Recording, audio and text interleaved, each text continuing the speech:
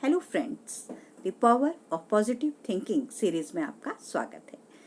दोस्तों, आज हम इसके चौथे सोपान प्रार्थना की शक्ति आजमाएं। आइए जानते हैं किस तरह से।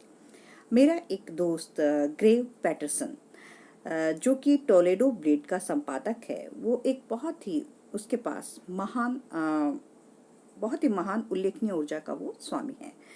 वह कहता है कि उसकी ऊर्जा कुछ हद तक उसकी प्रार्थना की विधियों का परिणाम है। उदाहरण के तौर पर वह प्रार्थना करते समय सोना पसंद करता है, क्योंकि उसका विश्वास है कि उस समय उसका अवचेतन सबसे शांत स्थिति में होता है। हमारा जीवन मुख्यतः हमारे अवचेतन द्वारा शासित होता है। अगर आप इसके सबसे शांत में से इसमें एक प्रार्थना भर देते हैं तो प्रार्थना का सशक्त प्रभाव नजर आता है। पैटरसन ने हंसते हुए कहा है कि पहले मैं चिंता करता था कि मैं प्रार्थना करते करते कहीं सो न जाऊं, परंतु अब मैं सचमुच ऐसा करने की कोशिश करता हूं। प्रार्थना की कई अद्भुत विधियों की तरफ मेरा ध्यान गया है, परंतु सबसे प्रभावी विधियों में से एक का वर्णन डॉक्टर फ्रैंक लोबॉक ने अपनी उत्कृष्ट पुस्तक prayer the mightiest power in the world में किया है।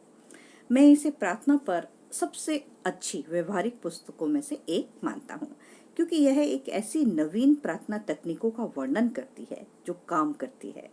डॉक्टर लोबॉक का विश्वास है कि प्रार्थना से वास्तविक शक्ति उत्पन्न होती है। उनका एक तरीका है सड़क पर चलते हुए लोगों पर प्रार्थना की गोली दागना। वे इस प्रकार की प्रार्थना को फ्लैश प्रेयर कहते हैं। वे गुजरने वालों पर प्रार्थना की बमबारी करते हैं, सद्भाव और प्रेम के विचारों को उनकी ओर प्रेषित करते हैं। वे कहते हैं कि जब वे आसपास से गुजरने वाले लोगों पर प्रार्थना के गोले दागते हैं तो अक्सर लोग मुड़कर उनकी तरफ देखते हैं और मुस्कुराते हैं। उन्हें विद्युत ऊर्जा की तरह ही शक्ति का अनुभव होता है। किसी बस में वे अपने साथी यात्रियों पर प्रार्थना की गोली दागते हैं।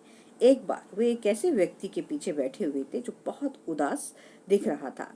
उन्होंने यह देखा कि जब वह व्यक्ति बस में अंदर आया तो उसके चेहरे पर भ्रिकुटियां तनी हुई थी।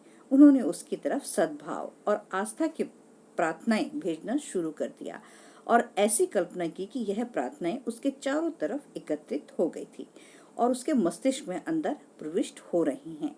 अचानक वह व्यक्ति अपने सिर के पीछे हाथ फिराने लगा और जब वह बस से उतरा तो उसकी भ्रिकुटियां गायब हो चुकी थी और उसकी जगह एक मुस्कान आ गई थी।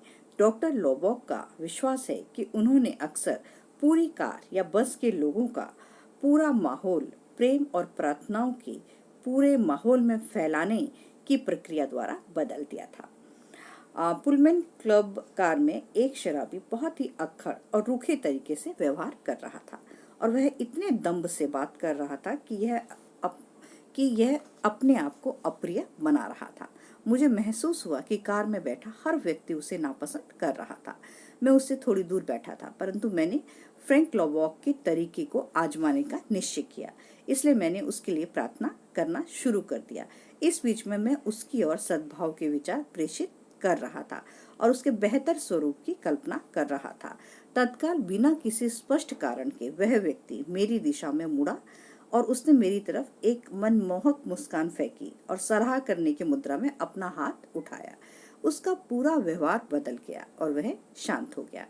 मेरे पास यह विश्वास करने के पूरे कारण हैं कि प्रार्थना के विचार प्रभावी ढंग से उस तक पहुंच चुके थे। जनता के सामने भाषण देने से पहले उपस्थित लोगों के लिए प्रार्थना करना और उनके प्रति प्रेम और सद्भाव के विचार संप्रेषित करना मेरी आदत है। कई बार मैं श्रोताओं में से एक या दो लोगों को चुन लेता हूँ जो या तो निराश या फिर विरोधी दिख रहे हों और मैं अपनी प्रार्थना और सद्भाव के विचारों को खास तौर पर उनकी ओर प्रेषित करता हूँ। हाल ही में मैं एक दक्षिणी पश्चिमी शहर में चैम्बर ऑफ कॉमर्स के वार्षिक भोज को संबोधित करते समय मैंने देखा कि श्रोताओं में से एक व्यक्ति मुझे गुस्से से देख रहा था। यह संभव था कि उसके चेहरे के भाव का मुझसे कोई लेना देना ना हो, परंतु मैंने उसके लिए बोलना शुरू करने से पहले मैंने उसके लिए प्रार्थना की और उसकी दिशा में प्रार्थनाओं की श्रृंखला और सद्भाव के विचारों को दागा। बोलते समय भी मैंने यह करना जारी रखा। जब मीटिंग खत्म हो गई और जब मैं लोगों से हाथ मिला रहा था तो अचानक मेरे हाथ को एक जबरदस्त हाथ ने पकड़ लिया और मैं उसी व्यक्ति के चेहरे को देख रहा था। उसके चेहरे पर थोड़ी मुस्कुराहट थी और उसने कहा, सच कहूं तो जब मैं इस मीटिंग में आया तो मैं आपको पसंद नहीं करता था। मैं उपदेशकों को पसंद नहीं करता और मुझे इस बात में कोई तर्क नहीं दिखा कि एक पादरी को वक्ता के रूप में हमारे चैम्बर ऑफ कॉमर्स के भोज में बुलाया जाए। मैं आशा कर रहा था कि आपका भाषण सफल ना हो। बहरहाल जब आप बोले तो किसी व्यक्ति ने मुझे स्पर्श किया और मैं एक नया इंसान अनुभव कर रहा हूँ। मेरे अंदर शांति का अजीब सा भाव आ गया है और ईश्वर जानता है कि मैं आपको पसंद करता हूँ। यह मेरा भाषण नहीं था जिसका यह प्रभाव पड़ा, यह प्रार्थना की शक्ति का प्रताप था। हमारे मस्तिष्क में हमारे पास लगभग 2 बिलियन छोटी स्टोरेज बैटरियां हैं। मानवीय मस्तिष्क विचारों और प्रार्थना के माध्यम से शक्ति प्रेषित कर सकता है। मानवीय शरीर की चुंबकीय शक्ति को वास्तविक रूप से जांचा गया है। हमारे पास हजारों छोटे छोटे प्रेषक स्टेशन हैं और जब यह प्रार्थना द्वारा जागृत किए जाते हैं तो व्यक्ति में और व्यक्तियों के बीच प्रचुर शक्ति प्रवाहित करना संभव है। हम प्रार्थना द्वारा शक्ति संप्रेषित कर सकते हैं जो प्रेषक और प्राप्तकर्ता स्टेशन दोनों के रूप में ही काम करती है। तो देखा किस तरह से हम प्रार्थनाओं की शक्ति द्वारा दूसरों को हम भेजकर, दूसरों के लिए प्रेयर कर कर हम किसी के जीवन में भी बदलाव ला सकते हैं। तो अपने जीवन में बदलाव लाना कितना आसान है, क्योंकि वो करने के लिए सिर्फ मुझे ही उसका लाभ है और मैं ही उसके लिए कार्य कर सकती हूँ।